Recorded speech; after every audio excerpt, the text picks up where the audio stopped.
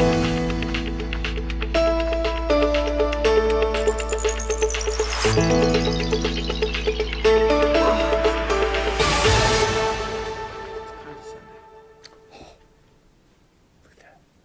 is. It's like... It's condescending when you do that. Good morning and welcome to AM News Network presents the Morning Report with Rachel Baird and Ed Peruta. I'm Rachel Baird. This is Ed Peruta. We are here every Monday through Thursday from 7 to 7:30 a.m. Please join us on Saturdays as well for our flagship show, Summary Judgment. Good morning, Ed. Whew. So another week July starts. 10th, Monday, July 10th, It is 2017. Middle of the summer. Not really the middle of the summer, but it feels like the middle of the summer. No, it doesn't. It feels like spring outside. It is beautiful. We're having great weather. So what's on your mind today? Why is that faux book here? Oh, I forgot to put it down. There we Oh, go. I thought you were going to talk about faux. Well, I am. I'm learning. And green I'm learning how onions. to make faux soup, and it's very good. Tastes just like it does at the restaurant if you make it right. Come on, what's up? We went to a Trump mini rally yesterday. No, we went to a Trump anti-rally yesterday. Trump anti-rally? Yeah, We would Donald not- was standing there, and there were people over in the park, in the Lions Pavilion in Litchfield. Well, you know, if you read their website, though, they're not anti-Trump. They are pro-democracy. Democracy awakens. And so I don't think it's right to represent them like that. It's They- anti-Trump by a different word, different words. They do support certain things that Trump does not. And one thing that I noticed that they support is sanctuary cities. And I'm wondering if there's going to be a movement in the Litchfield Hills area of Connecticut, Litchfield, Morris, Warren, Torrington, to make these towns and cities sanctuary cities. I think that would be interesting. I have, in fact, made an FOI request to OPM and the comptroller for all revenue and expenditures in project longevity. Thank you. Now, if in fact the project longevity cities are Bridgeport, New Haven, and Hartford, and those cities declare themselves to be sanctuary type cities, then I believe that their federal funding for project longevity is in question. So, I have filed the FOI request, and we'll see what happens. I also think it is a matter of public concern, public safety, one might say, to obtain the list of individuals who have been identified by Project Longevity as particularly dangerous because of guns and firearms that allegedly they are prone to use in different activities. I think that's a matter of public concern, especially when the statistics that we see includes the gun violence perpetrated by members of the group, and that violence supports stronger gun laws that really only law-abiding citizens are burdened by. Well, when I was talking to Matt Valentine from Politico, and I made him aware of Connecticut having this project longevity, I told him that it appeared to have been patterned after some other program somewhere else in the country. Now, I don't know whether the other, Chicago or wherever, calls it Project Longevity or there's by some other name. But I believe that there should be a searchable public database containing the names, so that when I pick the newspaper up on Monday morning and I see that 2 people in Hartford or New Haven or Bridgeport were shot and 1 person was arrested for shooting them, I can look at those 3 names, search the searchable public database, and see if they're members of Project Longevity. So that's transparency. That's the public's ability to say, well, let me see, did we give this guy any money? And then the next month you can say, did we give him any money after the shooting? But the way it was portrayed to us is the Project Longevity group may have access to firearms, may use those firearms, and they're trying to prevent the use of firearms by the members of the group who have been identified. Well, let's admit it. Anybody has access to firearms. That's why people who want firearms for self-defense should be allowed to have firearms for self-defense, because people who want to use those firearms for illegal purposes have access to firearms. That's the whole argument.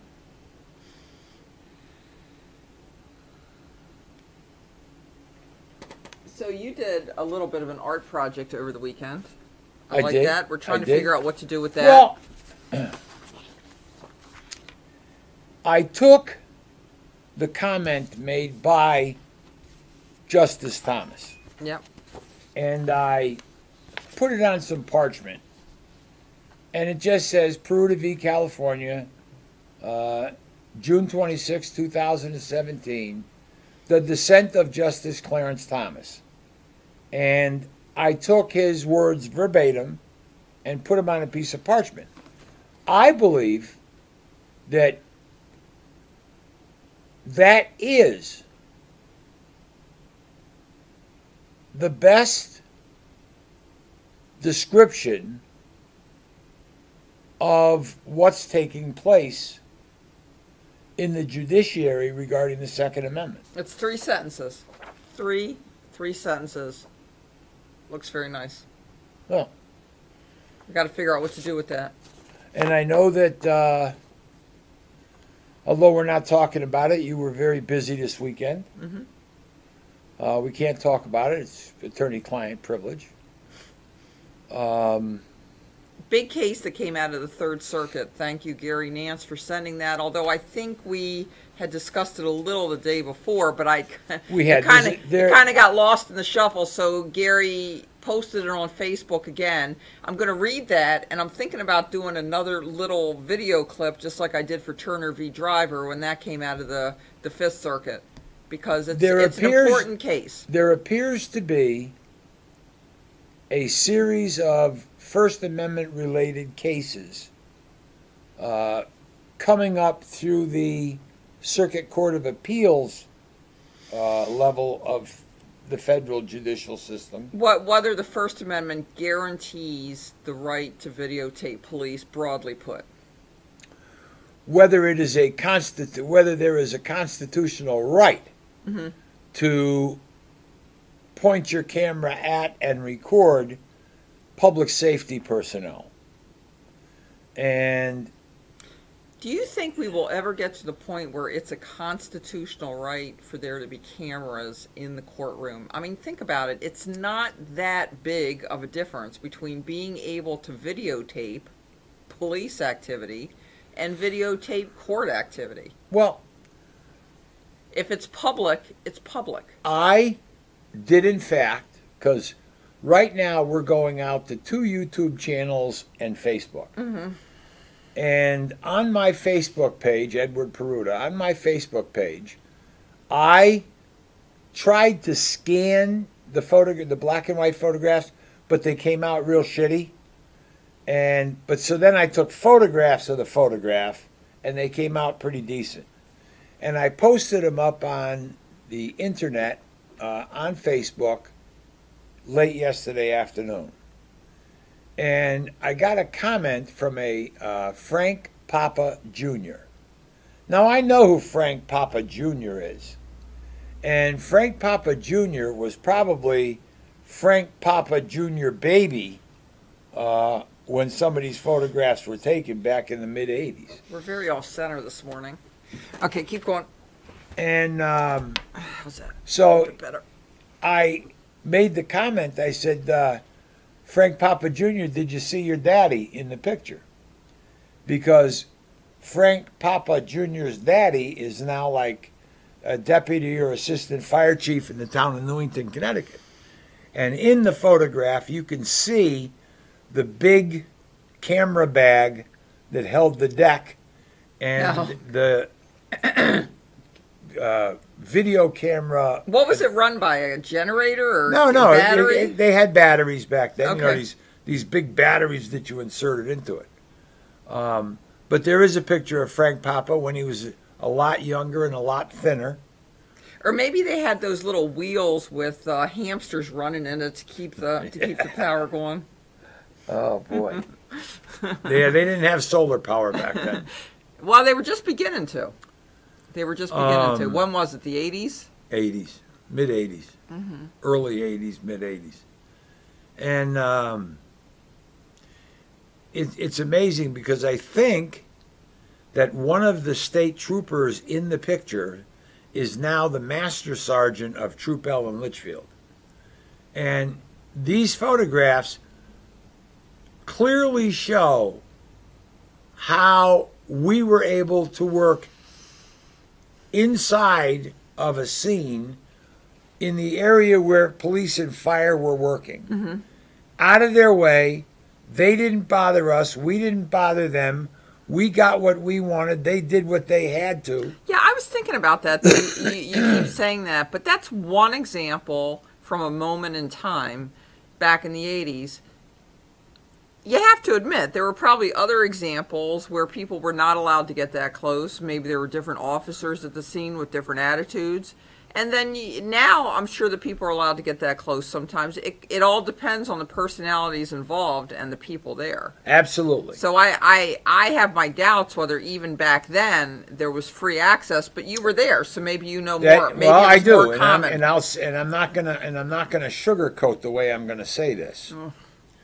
I know you get nervous. Especially with that new breach of peace case out. And please do not quote that case anymore. You get nervous when I say things like that. Well, there's a new state Supreme Court case that came out in Connecticut about breach of peace, where a woman went to a store and called the store manager every name in the book. I mean, things that you would not say. And she was convicted, sentenced to 25 days in jail. Except that's where you're wrong. I think that it's things that may be said on a regular basis, but they're considered by a lot of people to be inappropriate. Okay? Okay. But so she's sentenced to 25 days in jail. It goes up to the state Supreme Court, and they do an analysis of the First Amendment fighting words exception, and they say these words do not fall into, these words... At the time that these photographs were taken, under the First Amendment, I was in the state of Connecticut, and it was prior to my leaving and going to the state of Hawaii for 2 years. Yeah, you're doing a lot of looking back in time lately. Oh, what's going on? Well, my daughter is in the single family residence, so there's boxes of photographs coming out of the house. I see. And a lot of negatives. But what happened was this. Prior to going to Hawaii, myself and a bunch of other guys were very successful at documenting public safety incidents involving fire and police. We didn't have problems. There was a sergeant that worked up on the highway. His name was Sergeant Tony Sabula. And Sergeant Sabula would go like this. You can take a picture of anything you want, just don't take a picture of me with my hat off. Because at the time, they were told to always wear, state troopers were told to always be wearing their hat. I went to Hawaii. Spent about 2 years living on the island of Oahu. I came back. I'm wondering if Master Control can put up a picture that I'm sending right now. Okay. He's so good. Keep going. Is it the paddling one? No. Just stop trying to guess. Go on with your story. All right. So I came back in the summer of it, the early summer, late spring, early summer of 1988. Mm-hmm. And I said, well, I'm going to go back to doing what I do. I'm going to go out and I'm going to shoot video of accidents on the highway. And usually I did it at night. I did it between like 9 or 10 o'clock at night and 2 or 3 o'clock in the morning. That's when I said everybody plays bumper cars. You know, the drunks are driving home. Is that about when that picture was taken up there? That was taken in 91, about 1990. Okay? Now, so I come back and there's an accident on I-91 southbound at the Capitol area exit. I take my car, I pull over to the side of the road like I always did. I get out of the car, start videotaping, and I have this state police sergeant come up to me and read me the riot act, saying, "What are you doing? You can't take any photographs of my accident without my permission." And I looked at him, I said, "I don't need your permission. It's not your accident. It's a public accident." That sergeant was a minority sergeant, Sergeant Paul Samuels. He had basically a predominantly minority squad of state troopers working the Capitol area, Troop H at night. Why does that matter? I it matters. Whenever I hear start. It matters. It matters. Sergeant Paul Samuels. I think you lose all credibility when you say that. Okay, Sergeant Paul Samuels. I do. When he got onto the witness stand after he had me arrested. Well, you have a personal animus against him for lying. Hold on a minute. Sergeant Paul Samuels. But I got to tell you, lying is not limited to any race, gender, creed, religion. Are you going to listen to me? Well, no, I've heard the story Or are before. you going to try and shut me down? Okay, go ahead. Sergeant Paul Samuels got on the witness stand. Believe me, Ed, I can't shut you down. And my attorney started to ask him about his background with the state police. Sergeant Paul Samuels, as a graduating recruit from the academy, went directly to the academy to work. He rose to the rank of sergeant at the academy. Paul Samuels had never been on the road as a supervisor, never was on the road as a patrolling trooper, went right from the academy, rose through the ranks, and went out as a supervisor on the highway. Now, Sergeant Paul Samuels was one of a handful of state police minorities who were promoted ahead of others because of affirmative action. Do you know that they had to comply with affirmative action, and they had to manipulate, even though people had scored higher on the test, they were ordered to take some minority troopers and make them supervisors. Let me ask you this. Let me interject. Go ahead. You and I both know that within the ranks of police officers, there are a lot of names that are similar through the generations. And by that I mean, you will have somebody who is retired as a police officer with a certain last name, and somebody 20 years younger than them with the same last name, and somebody 20 years younger. What I'm trying to say is, a lot of people in the same family somehow become police officers. The father, it's the public son, safety family tree. The father, the son, the grandson. Right. There's a lot of right. same family members right. in the police. Right.